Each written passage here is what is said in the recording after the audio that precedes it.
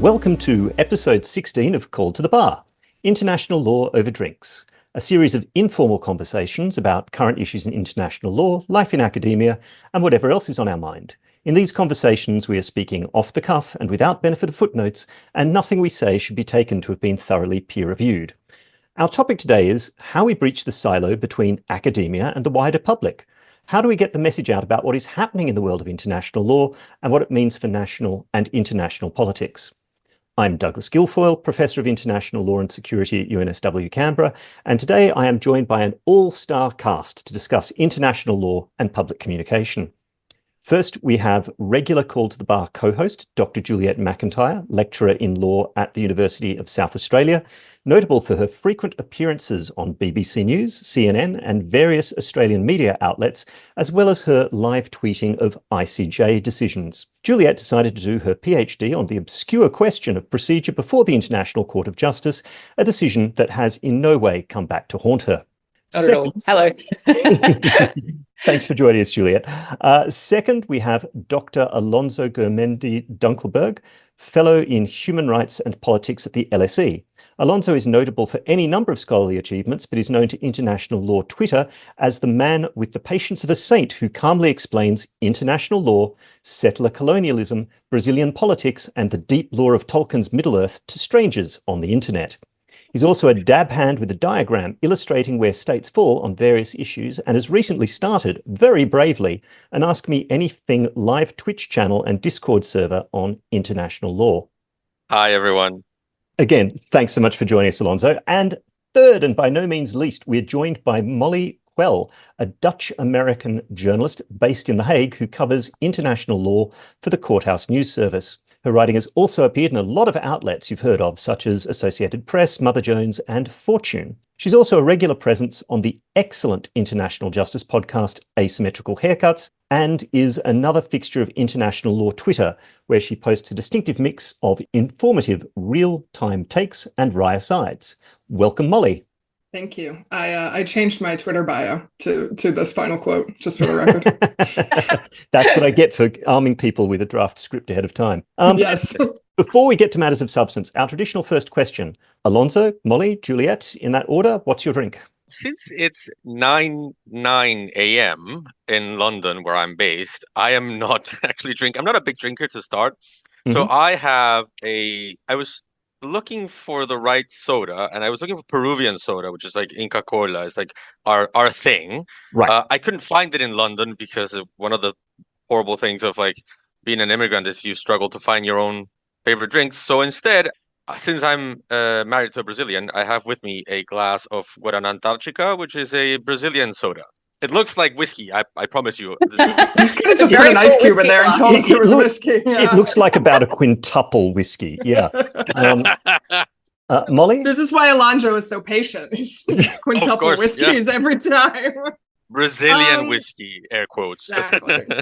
I am an extremely extra person and a beverage gremlin, so I'm drinking two things. It's also 10 a.m. where I am, and I figured maybe it was not super responsible to start drinking this early in the morning. So I have a classic American Stanley cup filled with ice water, because I'm aggressively American like that. And I have a cup of PG Tibbs, which when I was making my tea, I thought about getting one of these like fancy pants teas that Doug is always talking about on the podcast. And then I remembered how much it annoys Tamsin Page that I drink tea out of tea bags with milk and sugar. So for her, I'm drinking a little troll beverage of a cup of tea. Well, as long-time survivors of life in the UK, Juliet and I can empathise with the joys of PG Tips. It's delicious. I stand by it. Juliet, you heat the water in a microwave? I'm not quite that American. I do live in Europe, so I have a an electric kettle like everybody else. Become the tea podcast. Now we'll see. I'm going to send you a video of me doing that at some point, just to annoy you. It's dinner time for Douglas and I, so we're on the wines. So I'm having a beautiful French rosé. Actually, it's springtime down here. The weather's been lovely, so it's actually time to move into the pale pink beverages, which I'm very pleased about. Right.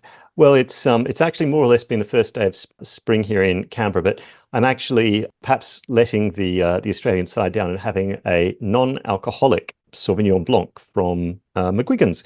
which is very nice. But depending on how long we're taping for, I may well move on to an Adelaide Hills Chardonnay. We'll have to see how we go. Okay, so it's a podcast tradition that we open by asking first-time guests or hosts about the career path that's led them to their current job. Juliet covered this in episode 1. Great episode. Go back and listen if you haven't already. So I've got another question for her later. Alonso, if I could start with you. You had the very good sense to do your PhD at UCL Laws, an institution I'm very fond of, but you've taught at quite a variety of institutions since. Could you talk a little about what drew you to international law and the career path that led you to your current job at the LSE? Yeah, of course. Thanks for the question. It's actually, I'll get to the connection, but it's actually connected to the topic that we are going to talk about today. I think on a deeper level, if I go really deep into my own personal history, I sort of always wanted to be an academic, even before I knew what academia was. When I was little, like, and people were like, oh, I want to be a fireman. It's like, I want to be paid to read at a library. That was my answer as a little kid. So I sort of like always drifted towards academia, even without knowing what it was. But growing up in Peru, particularly Peru in the 1990s, academia was not something that you did. So I ended up going into law as a sort of like I remember my father telling me, don't be a historian, you'll starve. Why don't you study law instead? And so I went into law, and then really it became a process of how much I was tired and not happy in the law firm life. Like people asking me to do one-page memos. I was like, but that doesn't solve the question. And like, it doesn't matter. It's what our client needs. And so it was extremely frustrating. So eventually I decided to like, okay, I will go do a master's. And in Peru, back in those days, like you didn't need a PhD to start teaching. So I did a master's, came back to Peru, and then it became like a history of people being nice to me and opening doors to me. I've had so many wonderful people along the way that helped me. Like Carlos Helada gave me my first academic job. If he's on Twitter, if you've seen him. Kevin Heller opened the doors to Opinio Juris, to a Peruvian guy who like is just all the way there in Peru. And Ralph Wild opened the doors of UCL for me. And I met him in Argentina while I was moderating a panel for him. So it was really like when you start off in Peru, you really do need to do some little bit of public engagements to get to England. So I remember thinking some months ago when, academia was sort of like panicking over Elon Musk taking over Twitter, rightfully so, but people saying like, oh, we should all leave Twitter. I was like, that's basically how I made a career and made my career sustainable, because academia in Peru, like at some point when you're doing academia in Peru, at some point you need to sort of like stop being a researcher and be something else on the side to be able to make a living. So many of my friends were arbitrators on the side, or they had like journalist careers on the side, and I didn't want to do that. So being able to put myself out there on Twitter and be quote unquote discovered was a very big part of how I built my career. So that would be something that we could add to the discussion today about public engagement. What role Twitter and social media has for people in the global South. Yeah, no, terrific. Thank you very much. And that'd be an important theme to come back to. Molly, turning to you, as I understand it, you got your start in journalism in student-run radio outside Washington, D.C. My only experience with volunteer radio is as an evening jazz DJ, which probably strikes people as completely in character. But anyway, then you turned to print journalism, but first in the field of science and technology. So what career path drew you to international law and The Hague? Well, I guess first jumping off a bit what Alonso said, it's not just the global South. I think a lot of my career has come from Twitter. And I think I've also had a lot of the same complicated feelings about Musk taking over and sort of what that means for this platform that has done sort of very well for me professionally. As with most things in my life, this was kind of international law was like a total accident. Like you said, I did science and tech before this. I had just left a job with a print magazine. I found it kind of slow moving, and I had just taken a job at the magazine in Cairo and met the man who has now become my husband, and sort of had one mediocre first date and one very good second date, and then decided actually I was not going to take this job in Cairo, and stayed in the Netherlands despite having no job and no place to live and no kind of clear plan as to what I was going to do with my life. So when the job with Courthouse News Service sort of fell into my lap a couple of months later, I wasn't like really in a position to say no. It was sort of like, well, I guess I'm going to learn about law stuff because I don't really have another way to pay the bills at the moment. Originally, I covered a lot of cases at the EU's High Court in Luxembourg, where there is a lot of science and tech stuff. This is kind of why my background was appealing to them. They do a lot of data privacy and competition stuff with like Google and Amazon, those kinds of things. And then the MH17 trial happened. The Netherlands put on trial 4 men for providing the weapons system that shot down a passenger airline over eastern Ukraine in 2014. This was like an area that was controlled by Russian separatists. And so it really became a thing. This was like a thing. MH17 really was a thing that like kind of not quite launched Bellingcat, but Bellingcat like played a huge role in this. This court case had a lot of attention. I mean, there was a lot of like Russian misinformation attention. And anyway, it just kind of like became like a very big thing. And I could do courts and I could speak Dutch and I was here. And so that kind of, it just sort of went from there. And now I don't know, doing all of this stuff. Terrific. I mean, this was a theme that we've touched on in earlier episodes, how much careers may seem to make sense in retrospect that are often just a series of accidents where very often, I think Juliet put it in an earlier episode, you know, the thing you most want to do isn't available. So you pick like, you know, the second best thing that comes along, and a couple of steps like that, suddenly you have this career you could never have predicted at the beginning. So Juliet, a quick question for you. Law is generally thought of as a dull subject, and procedural law is often incomprehensible even to other lawyers, let alone the general public. So how did you, a self-confessed procedure goblin who's happiest sitting in a dim corner of a library with a pile of interim rulings, wind up doing so much media? Yeah, look, I knew you were going to ask me a question like this, and I've been thinking about it ever since. I don't actually have a good answer because, like, I'm like Alonso, right? My natural habitat is alone in a library, and being on TV or doing radio and these things was not something I ever planned on or envisaged or even necessarily wanted to do. But I think it came about from a couple of different factors colliding at once. So one was this habit I got into of live tweeting ICJ proceedings, which I partly started doing in order to maintain my own interest in the proceedings. For those who don't know, I have ADHD, and having to write up what was going on was a way of actually myself making sure I was paying attention to the whole thing. So it was a very selfish reason to sort of start doing it. So there was that aspect. And then coupled with that was the fact that in the Ukraine and Russia case at the ICJ, suddenly procedure became this really big question because we had 33 states trying to intervene and nobody knew what intervention even was. You know, it was basically me and Brian McGarry and no one else understood it. So, beyond that, there was a lot of questions that people wanted to know answers to. And I suddenly found myself on social media answering people's questions. And I think that grew into getting noticed by journalists. And it just kind of snowballed from there that people would say, oh, I saw you tweeted about this. Would you mind answering some questions? Sometimes offline, not necessarily a formal interview, but, that sort of happened. And then formal interviews started flowing. And then, of course, we had the Palestine case, the South Africa-Israel case, where it really kicked off. And I was just living online permanently, covering sort of what was going on. I think all of us were, in fact, it was a really wild couple of months, and there was obviously the hearings in January, and there was a huge amount of media attention, and there was also a lot of misinformation. And I think this is one of the things we'll probably come back to, was that I felt a sort of civic duty, if you will, to try and counter some of that misinformation. I'm a teacher, that's my job, I'm an academic, and I wanted to make sure that people at least had the option of knowing the reality about the situation, the fact that the judges aren't paid up mouthpieces for their states, for example, that kind of stuff. So there was that aspect to it. And then this was the only third bit. I know this has gone on for a while, but the third thing, and I really think this is true, is that I'm not a naturally smart person. And I'm not just being self-deprecating. I mean, it takes me a really long time to get a handle on things. And I need to break them down into really simple, digestible chunks in order to understand them. And I think because of that, I can then put those little chunks back out into the world for other people to digest. So I think once I've sort of managed to understand something, like if I can understand it, then I can explain it to somebody else in a way that's going to be fairly simple and accessible, because I'm not operating at this crazy high sort of philosophical level, right? I'm just an ordinary person. So I think those things together landed me in this position where I'm doing a fair bit of media when I never really intended to do it. Well, but also that facility for breaking things down into little pieces and reconstructing them is also, I think, Juliet, known to most lawyers as analysis.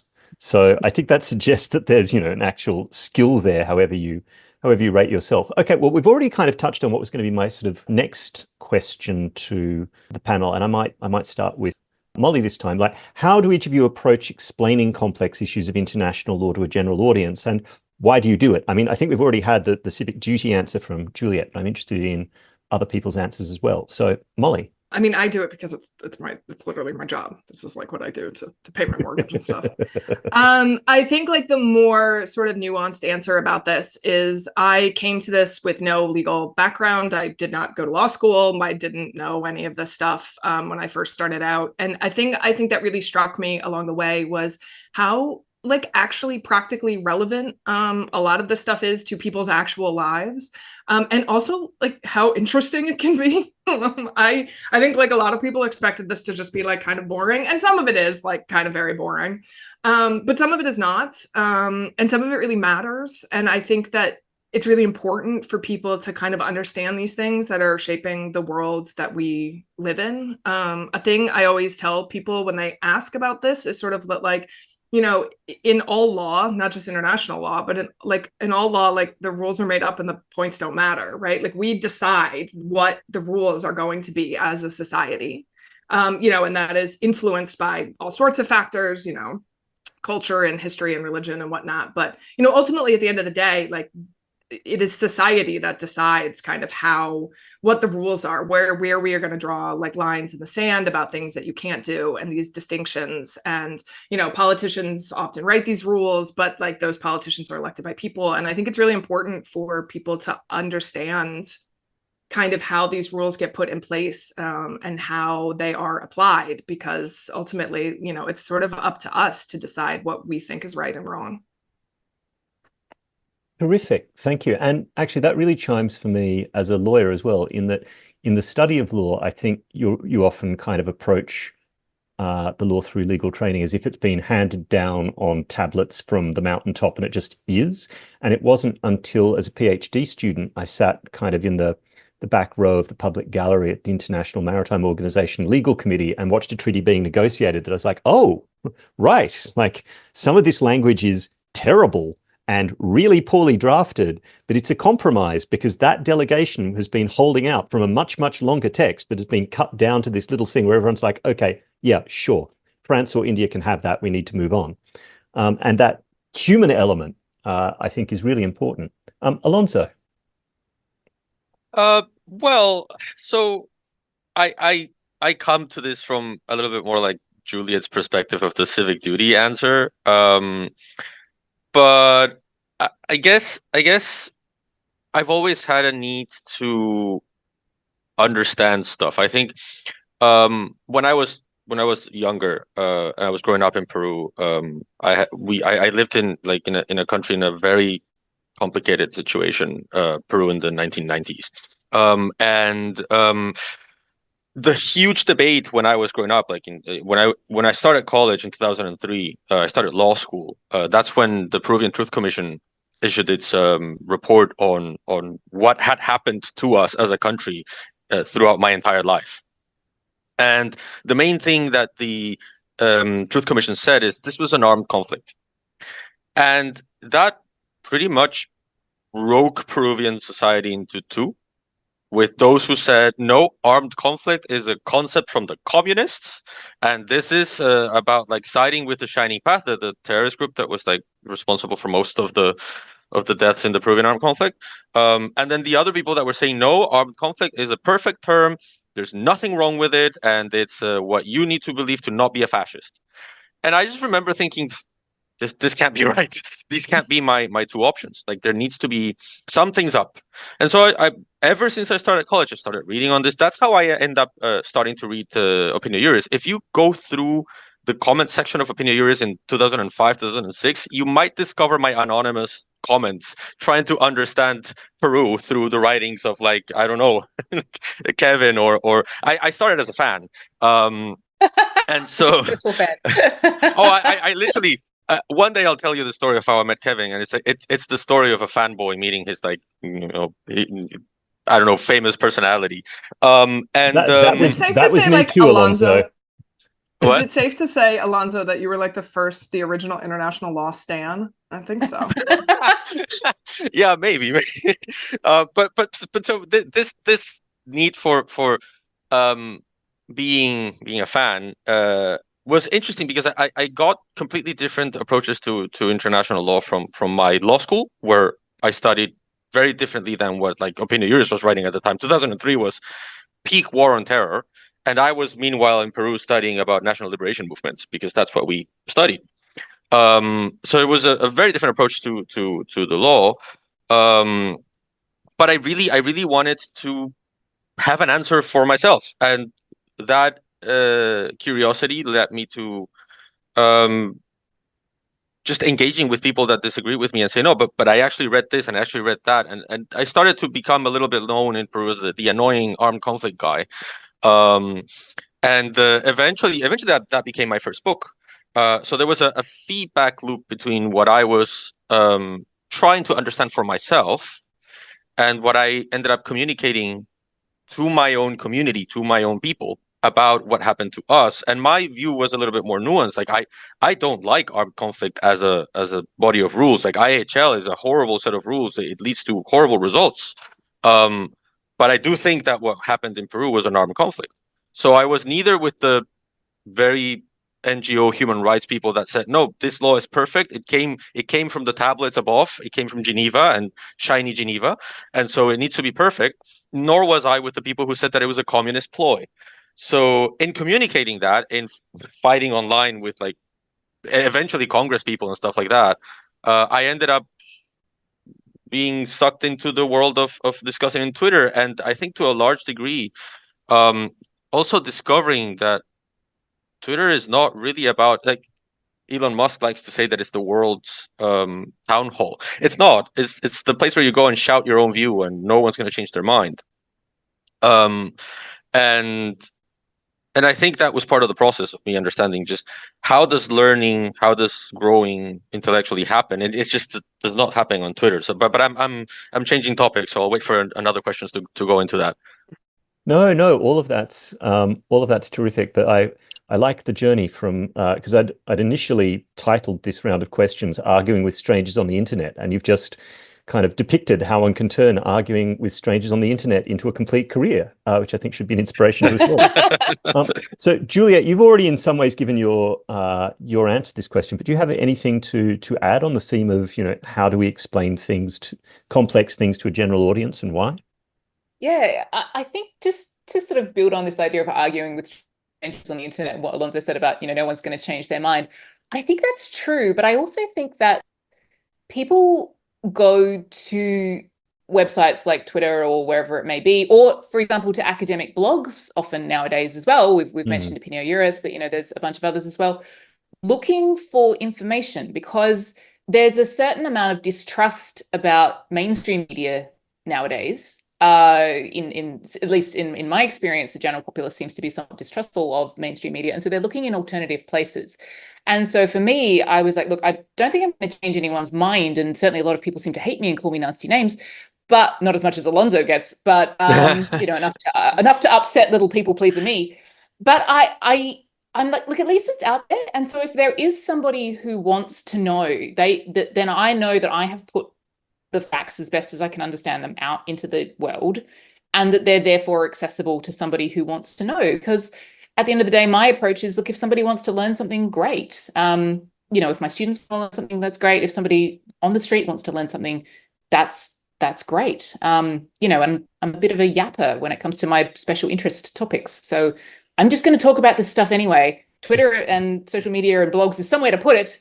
And if that helps somebody else to understand how the world is operating, then fantastic.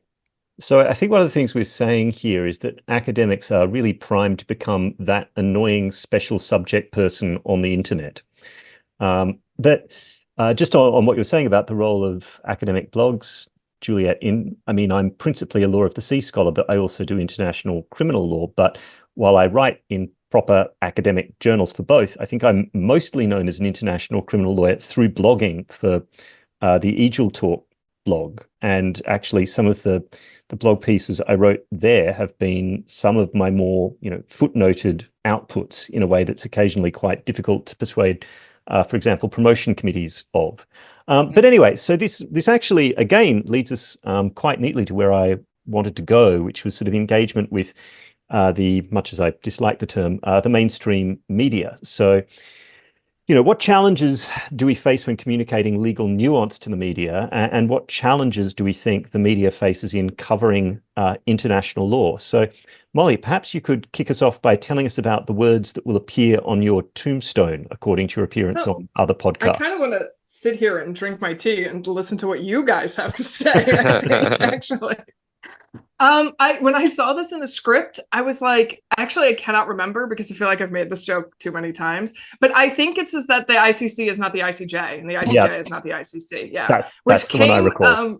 It came from actually another sort of fixture of slightly different part of international law Twitter, Steve Pearce, who's a British academic who does a lot of stuff on EU law. And he is forever fighting with people about how the European Court of Human Rights is not a European Union institution. And I think I made this joke once about him. And then he sort of turned it around on me. I mean, I think that there's a few, like from a media perspective, there's a few problems, I think, in reporting on a lot of this stuff. One is has to do with geography. Most international news organizations do not have a presence or a large presence in The Hague because they have their big offices in Paris or Brussels or London, where it's fairly easy to send people to in the Netherlands if you need to come and cover, for an example, an election or something like this. Dutch is also a language that's not super widely spoken broadly. And while that's not used at the institutions itself, I think that makes it a little bit harder to kind of embed reporters here. So as a result, what you get is a very small press corps that's here that's really covering these institutions on a daily basis. And I think that makes it a lot harder to kind of understand them. Also, there are a lot of courts in The Hague, and I think that can also be a challenge. And none of them have the same rules, right? Because we're just kind of making this up as we go. So the ICC is not the ICJ. These are two totally different institutions. And then, you throw in things like the Tribunal for Yugoslavia or the Special Tribunal for Lebanon and this kinds of stuff. I mean, all of the rules are different in all of these things, which makes it hard to cover. And, a lot of this kind of moves along, as with most court cases, kind of on minutia, right? So it's sort of a few hours of establishing from one witness that this person was in one place, this kinds of stuff. And I mean, you just, as a journalist, there's just other things going on in the world. So you kind of can't focus on a lot of these things day in and day out. So you're kind of coming in when big stuff happens, right? Decisions and this kinds of stuff. And so I think it can make this stuff very challenging to cover. And, I think that there are also sometimes, especially prior to the full-scale invasion of Ukraine, and almost arguably prior to January of this year, I think there was a lot of perception in newsrooms that basically nobody cares about this. No one is going to engage with this. Readers are not interested. And so we are not bothering investing in serious coverage of it. And then I think a lot of places kind of get caught slightly with their pants around their ankles, or were kind of running all of their coverage on Julia Nice tweets in January, kind of discovered that this was not a great way to do business. Yeah, well, no, particularly not if you want to cover, for example, war crimes indictments against sitting heads of government coming out of the International Criminal Court with any sort of degree of accuracy. That was not a good day for my colleagues here in The Hague for that. Yeah. So I think for me, it's I see the alternatives before me. I see, on the one hand, I see Twitter, where I can shout with strangers. And on the other hand, I see the media, where I will get, if I'm lucky, 5 minutes to explain a really complicated, and that's if I'm lucky, explain a really complicated subject with 5 minutes is a long time. Yeah, exactly. I was thinking Alonso gets 5. I get 3. I get 90 seconds. Sure. I mean, I think both of those different outlets at my disposal present difficulties, because it is really not possible to just explain in 90 seconds the South Africa-Israel case. It just can't be done. Not to the level of nuance that we would need. And so I guess that's my main problem with mainstream media, is that the questions are geared for probably to follow more of the politics of what's going on, not necessarily to understand the phenomenon better. And then you get 90 seconds. So it's difficult to get use for the general public out of it. But then you go into Twitter, and this is me starting off on social media thinking, oh, amazing, the world's town hall and everything. I'm gonna be able to change minds, and you quickly discover, like I said, like everyone is just there broadcasting their own opinion, and what you're going after is not the person who's engaging with you directly. The person who's already calling you Nazi names, Juliet, he's not going to change his mind. And I do on purpose say he, because it's usually he. You think I hear this, this person is going to debate this other person. It's like, that never works, because it's just a shouting match between audiences that already decided who won that debate. Right. So what you're doing on Twitter, the social value of Twitter is that, yeah, there's a large mass of people that are passive consumers, and you get a longer time, more nuance to explain. And so you're going after those people that aren't convinced. But if you start trying to get debates going on Twitter, you'll get nowhere. Nothing is going to change. Nothing's going to improve. You need to talk not for the person you're talking with. You need to talk for those people who are following that guy, who get to you through his attempts at calling you a Nazi.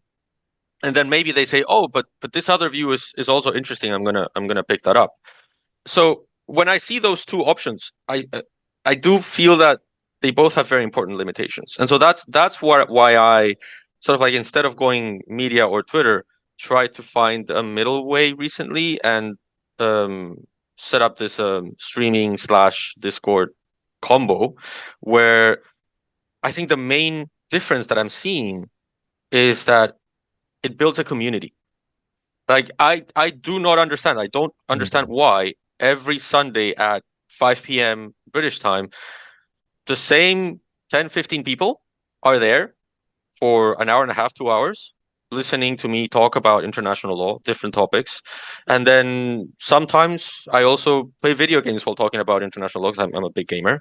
And so I'm playing The Last of Us, shooting zombies and talking, do zombies have human rights? And then people get interested in that, and they return, and we build a community of people that are on Discord, and we're discussing our own personal little debates where everyone has an interest in learning. And I just find that is so superior to either media or Twitter. It doesn't replace them. I have not left Twitter. I will not leave Twitter. It's not for the foreseeable future. But I do feel like we should, as an academic community, as people who have access to this, we're neither very big journalists, activists that have a political position to further, and like, whatever is anti-US is good. We're not that, and we're also not. We also have this, like, sort of like principled background of, like, theories and method that is attractive to people. People want stuff that isn't politicized. People want stuff that isn't political stuff is fine, but not politicized or ideologized or whatever. And so I feel like this building up of community is a good middle ground for me, where I can just have a bigger effect on people than just the shouting matches on Twitter or the 90 seconds on mainstream media. Interesting. I mean, yeah, it sounds like you're almost running a kind of, as it were, a kind of open university tutorial with also zombie shooting. But I feel like I feel like I should, in the interest of balance, as we talk about mainstream media, say something like, not all Nazis, Alonso, and some of these are very fine. Sorry, are you comparing the mainstream media to Nazis? No, I was saying Alonso's. I'm taking an issue with that. I was saying Alonso's interlocutors would probably say not all Nazis, and that some of these are very fine people with legitimate concerns. Some journalists are very fine people. I mean, I'll say this: there's great journalists out there that have done excellent job in like giving me that nuance and that space that I need to explain these kind of positions. It just usually takes a very different form. It's usually like a special on a show, or it's a long piece on a journal, and I'm one of the quotes. Yeah. I want to be absolutely clear. The "not all Nazis" comment was directed not at the mainstream media, but at Alonso's Twitter interlocutors. And the other thing I was going to say, canceled. One of the things that I think actually certainly drew me to doing this podcast, and perhaps the other co-hosts, was that, I can speak with print journalists for an hour And then the next day there's like 15 words tops, like usually in the last third. And I was like, well, or I could speak with my friends about international law for an hour and just put it out there. And, we expected maybe, a couple of dozen people would listen, but it seems like we've got somewhere between sort of 300 and 500 listeners per episode, which still kind of astonishes me. Anyway, Juliet, dealings with the Can I speak up just Oh no, on please, behalf Molly, of my do. people? Just let me get in my little bit of defense And I here. want to be clear who I was. You were not calling journalists. Disclaimers on this episode are going to be so long. Oh my God! Anyway, I'm not anti-media. I'm feeling very like attacked the right now. UNSW media department will be on my back about this if they're listening. Anyway, Molly, over to you. I think this whole thing about spending an hour with journalists and getting one quote thing right is like, you hear this all the time. And I guess like sort of in defense, right, of what the amount of time that it takes, that, a lot of times, I mean, I do interviews. I mean, sometimes I use quotes from Juliet that I just send her a WhatsApp, like one question, one quote, and we're done, right? Because it's a subject matter that both of us are extremely familiar with. And what I really just need for my story is kind of sort of providing to the reader the sort of evidence that like this is coming from an expert, right? This is not just a thing that I am saying.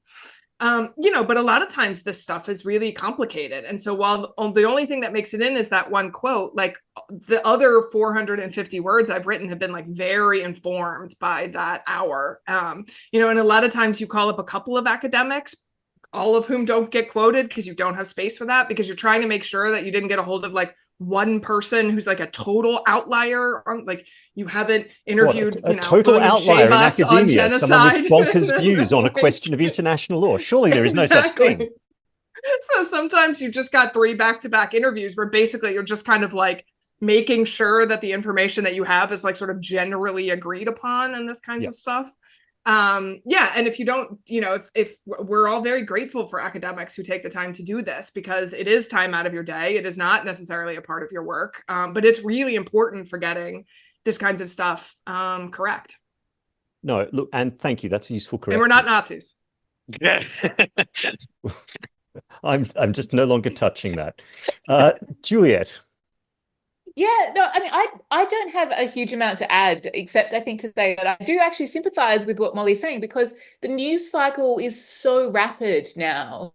And things, I regularly have journalists contact me, and then a few hours later, the story is dropped and they're like, oh, sorry, no, we don't need you on TV or whatever it is anymore. And so I get that there's this enormous pressure to meet this constant demand for new content all the time. And that does, of course, make it very difficult to get across the depth of nuance and all those things that we obsess over as academics. So I think, learning how to give a little soundbite that is good enough for most people. No, it's not academic level, but it's enough. And it's certainly better than what might otherwise exist out there. That's kind of where I've had to land with my dealings with media in particular. And certainly if you're doing a TV or something and it's live recording and you've got 90 seconds to answer 5 questions, it's really brief and it's not noted and it's not in detail. And I often go away feeling slightly frustrated that I wasn't able to get all of the point across. But then I think, look, this is more factual than it may otherwise have been, which is going to have to be satisfactory, I think. So, and I wanted to say one more thing, which is something Alonso touched on, but it's going into a slightly different topic. But this idea of where our academic work exists, because you've taken it into new fields like into Twitch and Discord servers, and then of course this interrelationship we have with media is interesting, and academic blogs are considered still from an institutional university point of view to be a new media. Our work traditionally exists on shelves hidden away where nobody can really reach it. And so while we are comfortable in that space as academics to put long 10,000 word papers out, fully footnoted, really nuanced arguments, and have those published, those publications go behind paywalls that are not accessible to most people. And so I think while, the nuance is lacking when I do media engagement, and sometimes you even make mistakes when you are doing things at short notice, off the cuff at 3 o'clock in the morning. But that's still better than having all of that knowledge hidden away on a shelf in a library, as much as I love libraries. That's my 2 cents on the question. If I can add one thing to that, I think there's it's two different valuable social services that we're discussing. On the one hand, we have the valuable social service of information, which the media provides. Here's information that I've curated a little bit, I've edited. This is information. And then the other thing that we're talking about is this idea of having a long form podcast or a Twitch channel or a blog where we try to translate what we do in the classroom for a wider audience. So we're trying to get a wider audience to learn stuff. That's different than providing information. And both things need to coexist. Both things are important. And so I think as an academic, I gravitate more naturally towards I want people to learn stuff with nuance and in like a long form version on a long video and stuff like that. But I also recognize that not everyone is going to like do that, like watch a 2-hour podcast or a 2-hour Twitch video or read a blog. And they might just need to go to the Associated Press and get the Cliff Notes. Yep. No. I mean, all good points. Look, not wanting to kind of focus on dragging Molly's colleagues, but I can handle it. Let's I'm go. always I'm always interested in kind of the human stories, and we've touched on them a bit in how everyone's kind of come to this realm of public engagement and what it's meant for them and the strategies they've adopted. But just in terms of a reflection from each of you, perhaps, what's your best or worst war story about dealing with the media and issues of international law? Who'd like to take a first stab? I have one. So this is the perils of live television, right? So for those who don't know, the way it usually works is that a producer will contact you and come up with some talking points, not answers, not a script, but you'll basically say, look, these are the things that we're interested. The producer will say, this is what we'd like to talk about. And you'll say, these are the things I know about. And you'll agree in general the topics you're going to talk about. But of course, it doesn't always pan out that way. So I had one very disastrous appearance on live television with CNN, where the host did not go anywhere near the things that I had discussed with the producer, and in fact played me a clip of someone from Hamas giving a press conference, basically, and then asked me to comment on it. And I'd never seen this before in my life. I had no idea, but it was live, so I just had to say some stuff, and it was horrifying. And I'm probably been put on some kind of CNN blacklist now. And apologies to anyone who had to witness it, but it was really awkward and it was really difficult. And I think that is, these things do happen. For all that we hold ourselves out as experts, it doesn't mean we know everything about everything. And without a little bit of prep time or a little bit of a reminder, or at least some knowledge about what it is that we're going to be talking about, it can be really stressful, scary. So, I mean, that was a really, most of my experiences have been lovely, actually. And most of the reporters I talk to are really, really nice. There's this one woman called Molly who calls me regularly, and she's really nice and nice to talk to. But yeah, that was my horror story that I thought was probably worth putting out there for anyone who's thinking, these always go well and it's all fun and games. It's not. Right. Yeah. And I mean, others probably have this experience too. Like, I think for some journalists, I fall into a bucket marked maritime security, not international law of the sea. So occasionally I get to reach out about, could you comment on, how far out to sea Houthis can strike like shipping? And I'm like, no.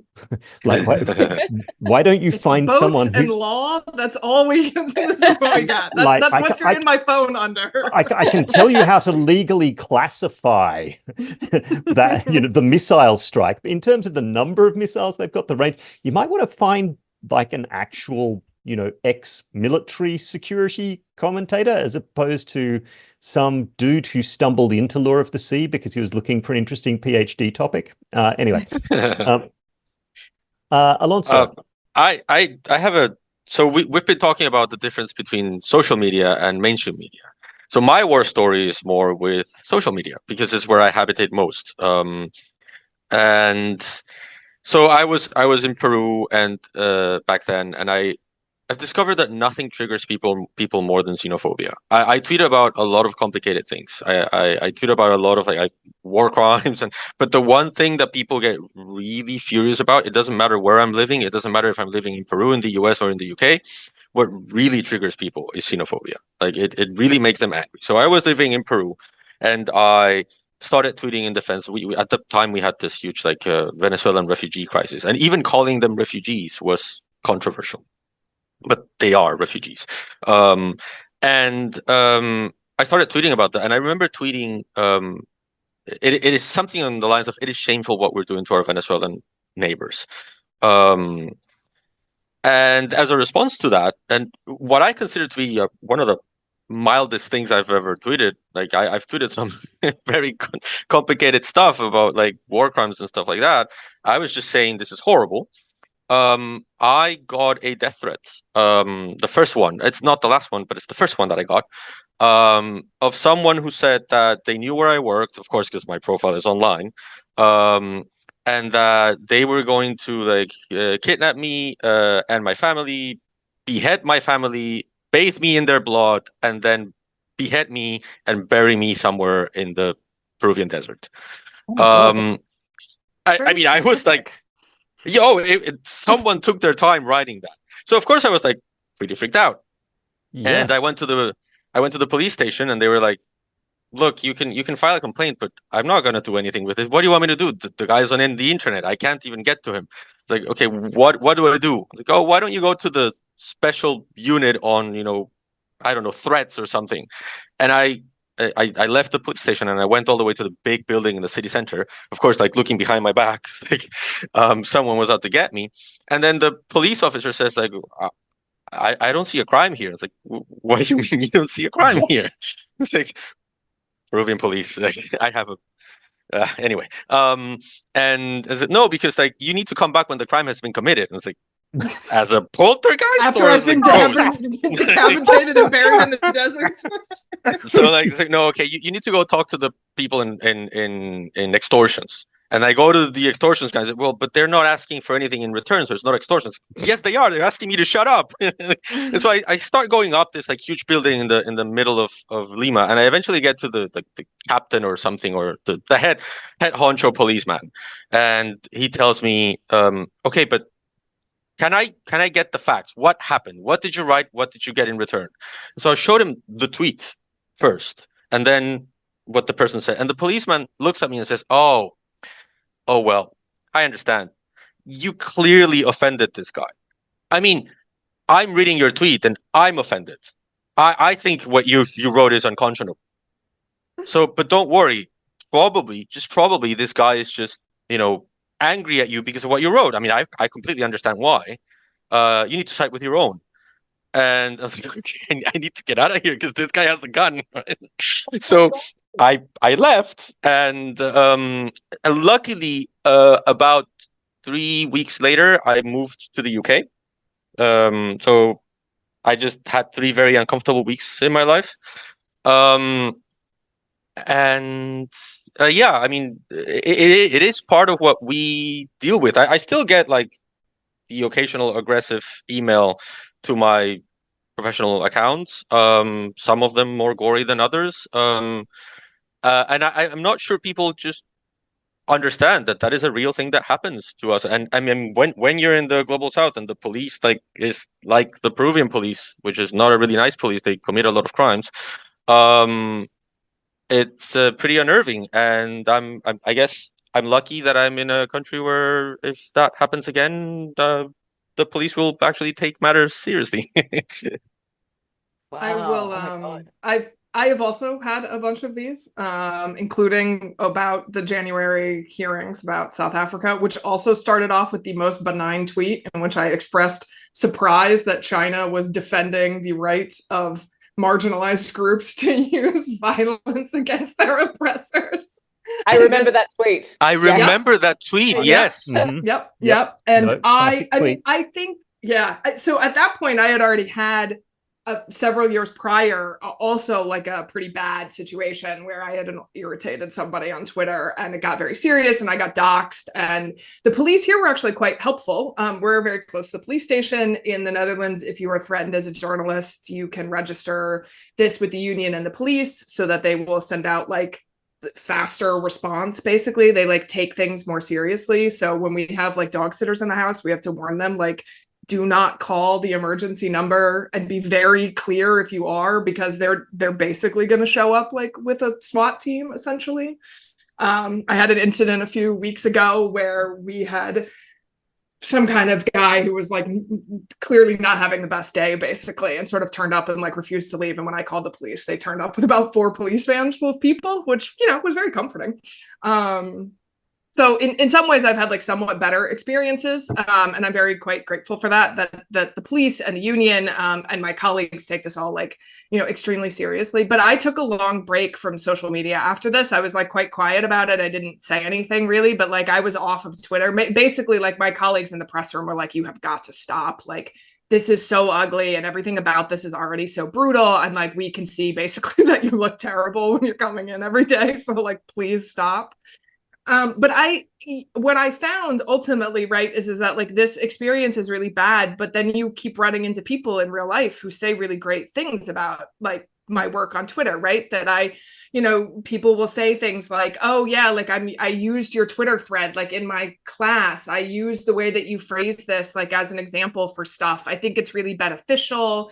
Like a representative from the Swiss embassy reached out to help because they said like, yeah, this is like a public service. Like, can we do anything to help you? Like, while you have the police in front of your house for 2 weeks because of this. And like, so for me, a lot of times when it goes badly, I try to remind myself that like, mostly it's positive, even though when it's bad, it can be really horrific.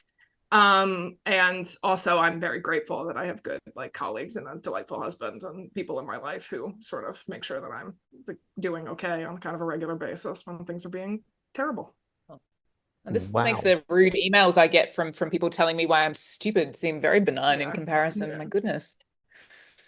I mean, I can send you rude emails if you prefer, Julia. It's okay. I have more than enough to keep me entertained. Sometimes, actually, the thing that is like the death threat stuff is like kind of scary. The thing I worry about more actually is like somebody like throwing rocks through my window and like us not being home and like we have a dog and so like that kinds of stuff is like more of my anxiety than like actual physical harm to myself. I think that that's like a pretty big step even for people who are like being crazy online. I think a much smaller step is sort of like stalking, showing up in front of places, like this kinds of stuff.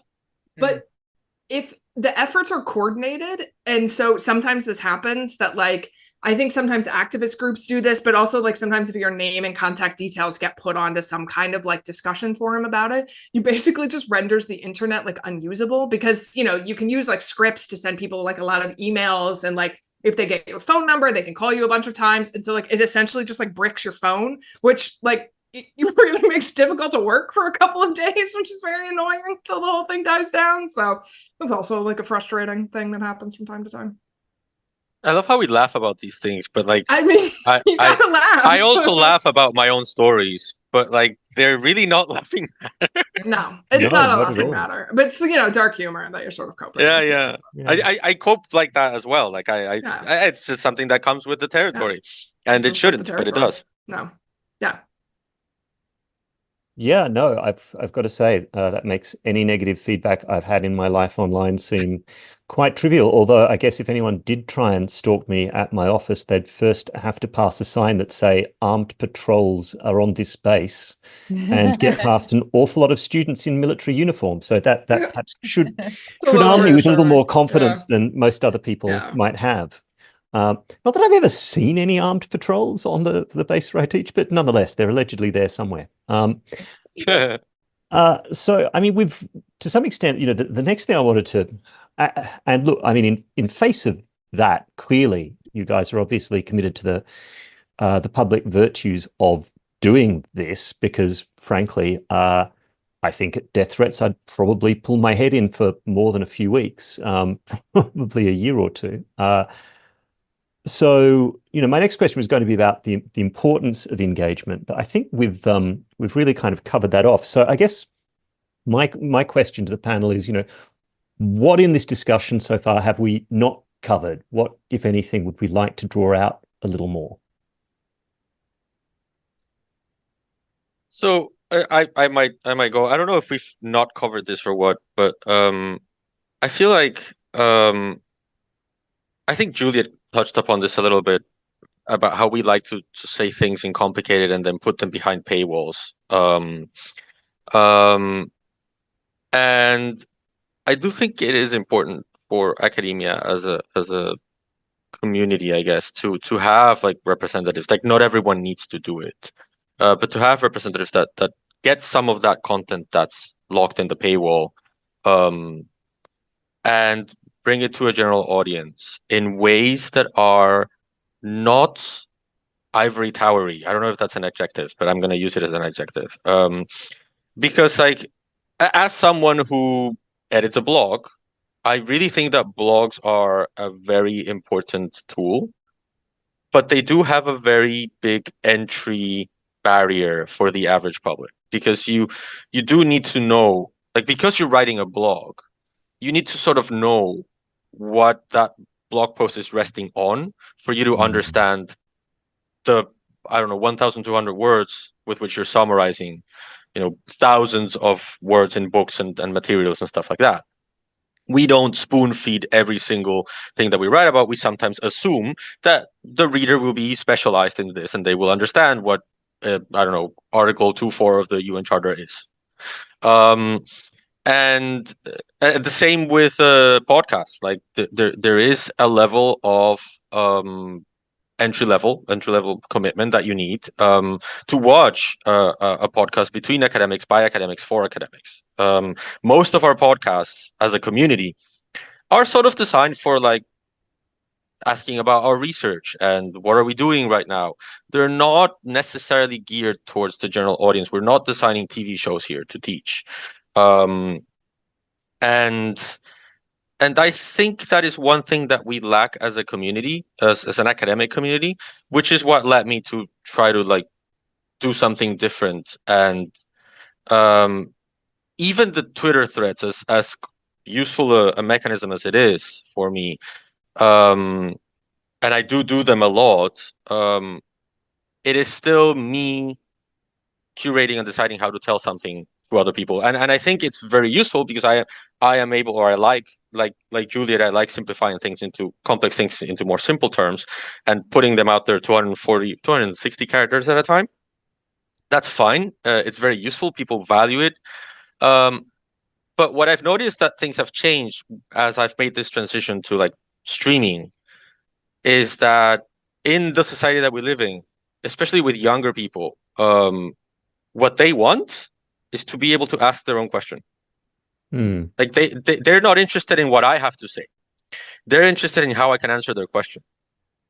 And that's the key difference between what we have right now, which is blogs, podcasts, and I don't know, even media interviews, and having a streaming channel, having a Discord channel. I have like people right now asking questions about international law in the Discord that I'm seeing right now, and they keep coming back because they get to ask the question. They get to ask me. I don't get to tell them this is what the court said, this is how I understand this. No, they come to me and say like, hey, what about this? What are the international implications of this topic that I just came up in my own research?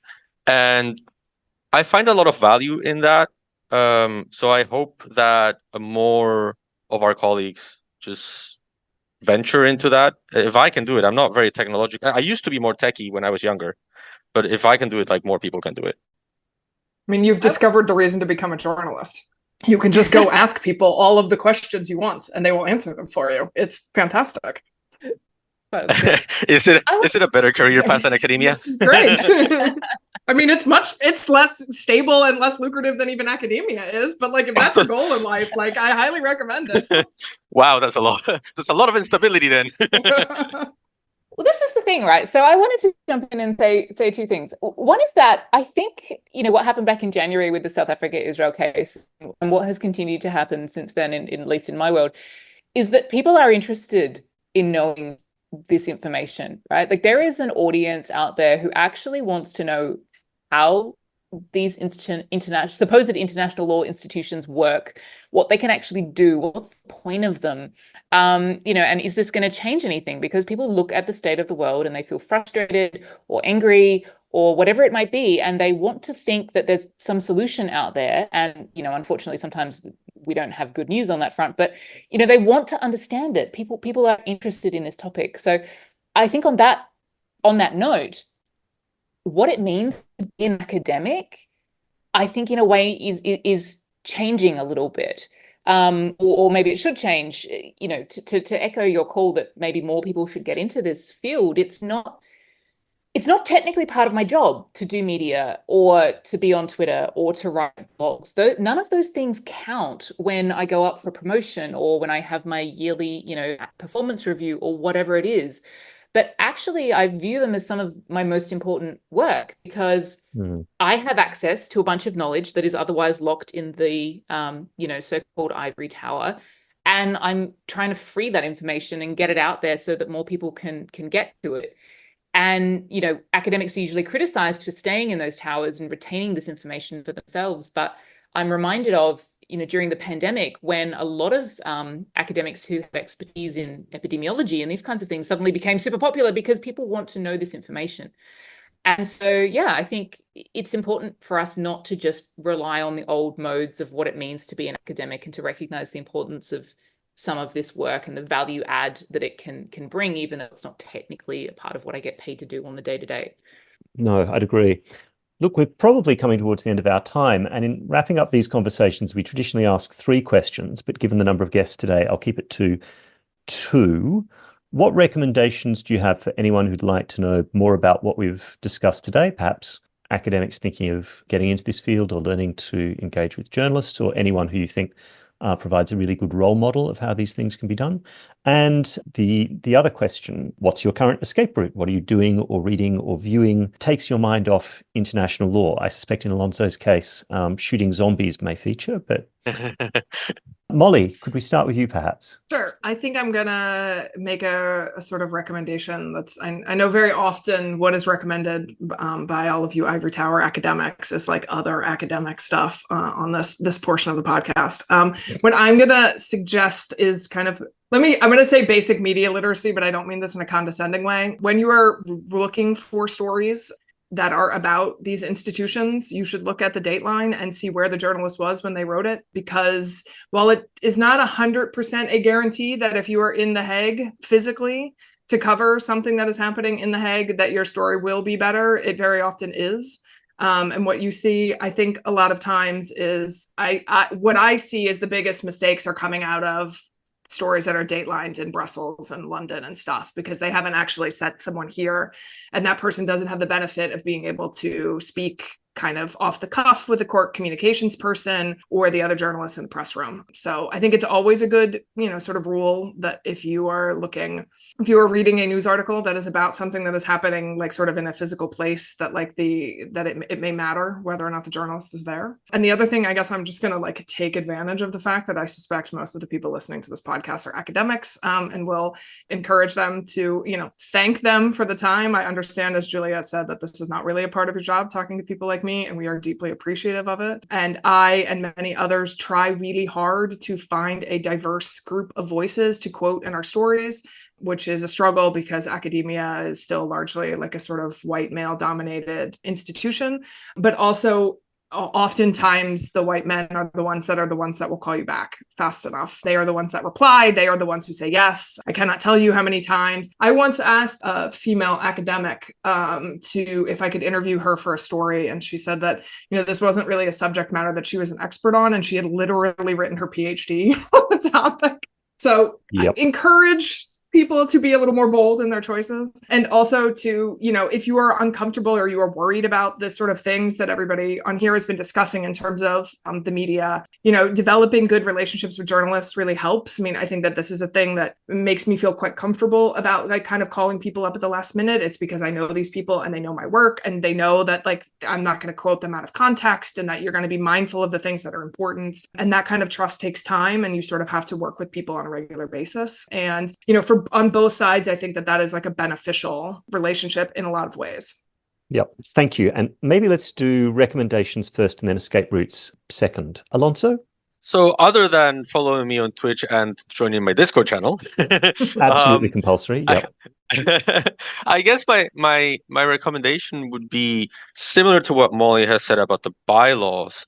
Also, assuming that you are someone seeking information out there from academics, it's sort of the same thing with academia, there's a lot of like fallacies to authority in our community, as in, oh, X said this, and therefore it is true. And I would encourage, I get this a lot with like, is Palestine a state? I'm one of the weird ones that say like, it is a state, there's no question about it, and the discussion is silly.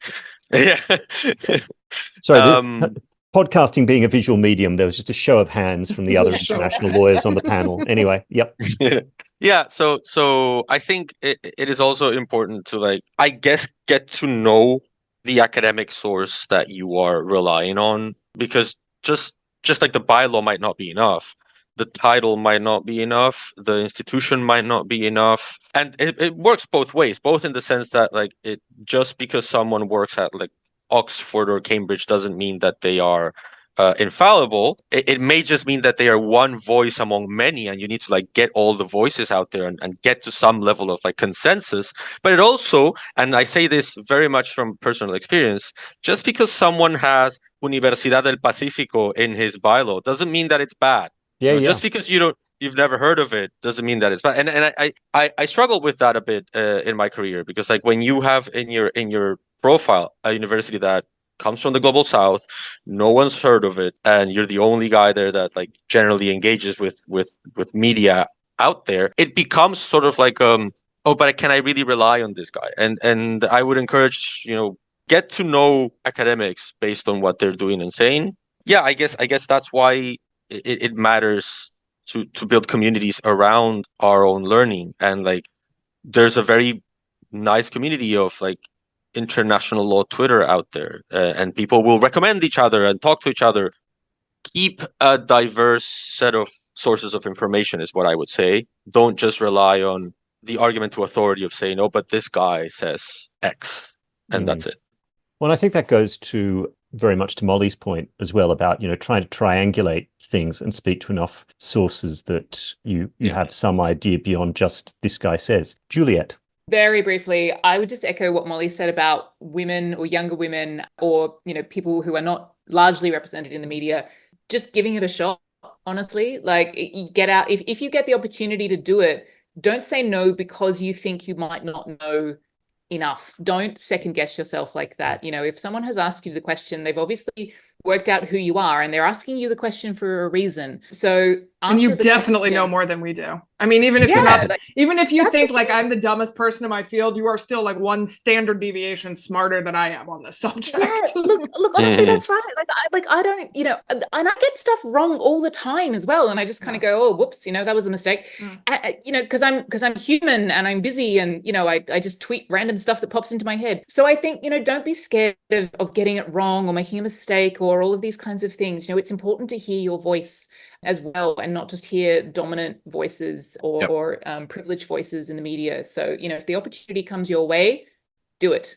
I'm telling you now. So, I mean, two things on that, and we will shortly have to conclude because my family's beginning to reinvade the kitchen from which I'm taping. But first, I was once in a media training session where the youngest female scholar present said, okay, but I'd only answer questions on my expertise, and then proceeded to define her expertise so narrowly that it was like a subset of a subset of a subset of her PhD. And she's like, I would only be willing to answer questions about footnote 45 on page 200. And I was just like, oh my word, no, you as Juliet says, you've got to have the confidence. You know so much more about that. But also a really important moment early in my career when I was still a PhD student, I was lucky enough to get to do some research work for Philippe Sands, but I had this huge imposter syndrome because I'd never studied law of the sea. I didn't even think I was doing my PhD in it. I thought I was doing my PhD in jurisdiction, where law of the high seas was a case study. So the law of the sea convention's 300 articles, and I was focusing on about 10. And so I have this phone call where Philippe Sands opens with, so I understand you're an expert on the law of the sea. And I'm just staring at my phone going,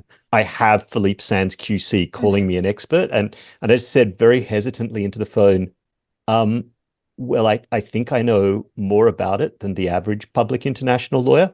And there was this long, long pause, after which he said very patiently, yes, you're an expert in the law of the sea.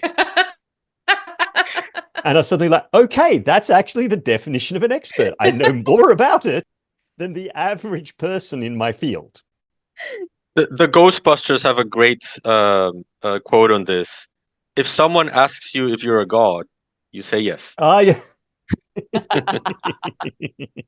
I mean, in the course of my career, I called former President Barack Obama Osama on live television. I've had to retract a story for spelling my own name wrong in the byline. Like, people make mistakes, you will be fine. Well, and look, and I think I've always taken that view to blogging and tweeting, but also to like peer review, right? Like part of being an academic is being willing to grow up in public. And I've had some of my old stuff quoted back to me occasionally. I've gone, oh yeah, I'm not sure I think that's right anymore. And people are like, but it's in a book. And I'm like, yeah, it's in a book where I did the research between 2004 and 2007. Like a lot's happened since then. And I've had a lot of time to think, and not everything I wrote to try and impress PhD examiners or to get my first article published by being a bit flashy and controversial isn't necessarily something I'm welded to now. Okay, escape routes. Molly, what do you do to take your mind off the job? As anybody that follows me on Twitter knows, I am a big reader. I actually don't really have any other hobbies because I'm extremely lame. And nothing lame about being bookish. I'm so bookish. I just picked up Helen Garner's, the Australian writer's Monkey Grip, who was a writer that I had never heard of. And it is excellent. I have really, really been enjoying it. It's kind of loosely based on her own experiences in Melbourne in the 1970s and kind of being in love with somebody who's addicted to heroin and kind of how you reflect on this relationship and what love is and why you fall in love with people. And I've really been enjoying it. That's an absolutely classic Australian novel. It's a great book. Yeah. Alonso. Well, actually, I do shoot zombies a bit, but really what I do that takes me out and helps me relax and not think of academia at all. Because when I'm shooting zombies, I'm thinking, do the zombies have human rights? And so I end up veering into academia again. I assemble and paint Warhammer miniatures. So I'm showing them on the screen if you guys can see it. Fantastic. So like the painting process, like this is very tiny. So you need to paint eyes on these guys. Yeah. So, I've tried it with my son. Like I'm not, my wife and son were into it for a period, and I had to go at one guy, and just trying to do those eyes is so fiddly. Like you need a Zen kind of state of concentration. That's why it's an escape, because you need to be that focused that nothing else can come into your head. And I'm a person, I don't know what diagnosis this is, but my brain just pops up everywhere and goes everywhere all the time. When people tell me like empty your mind, I was like, how? Like I can't empty my mind. It'll always have thoughts in it. And the only time that I am like absolutely focused on what I'm doing is when I'm trying to paint that little eye on that guy, and like the eyeball in the eye of a tiny miniature. That's when I'm most out of it, most relaxed, and nothing else matters. Fantastic. Juliet.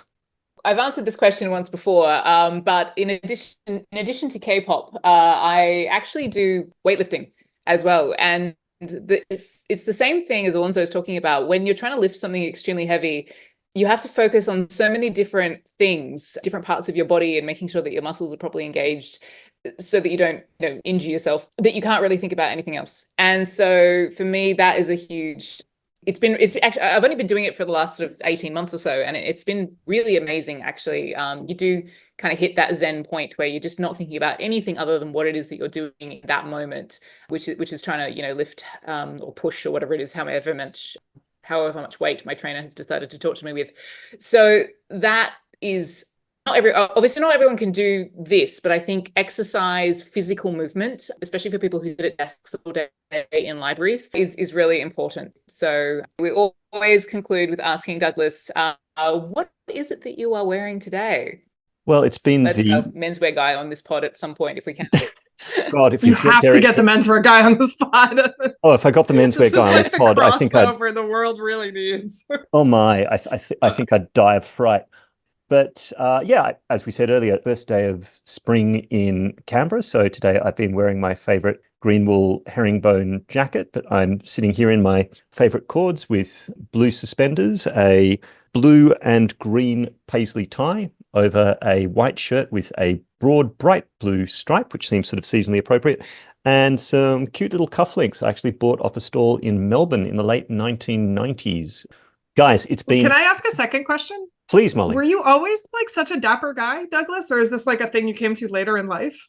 I'm really, really glad that social media wasn't such a big thing in the 90s, because while everyone else was dressing in grunge and while everyone, regardless of gender, looked like Alanis Morissette on the ANU campus between about, 94 and 99, I was generally getting around with a pretty thick, you wouldn't believe this now, sort of page boy Brideshead Revisited haircut and brocade waistcoats with pleat-fronted trousers and and braces. So no, it's probably been a bit of a running theme.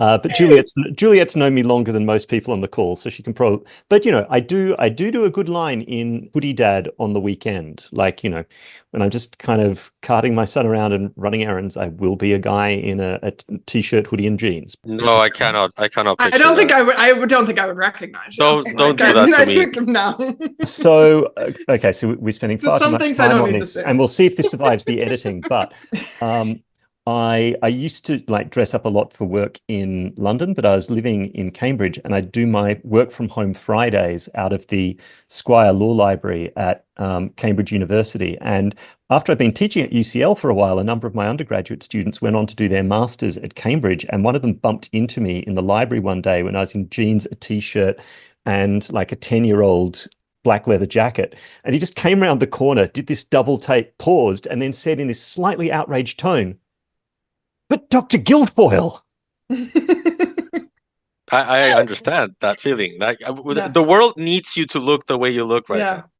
Well, and look, in terms of what we were saying before about what Twitter has brought into our careers, like blogging, I think built a lot of my early career and reputation pre-Twitter, being a bit older and having kind of hit the blogging thing earlier. But the thing that Twitter has done with my sort of faintly self-deprecating academic selfie of the day has actually been this enormous icebreaker. And you might not guess it from my persona, but in, large conference environments, I can be a bit overwhelmed and shy.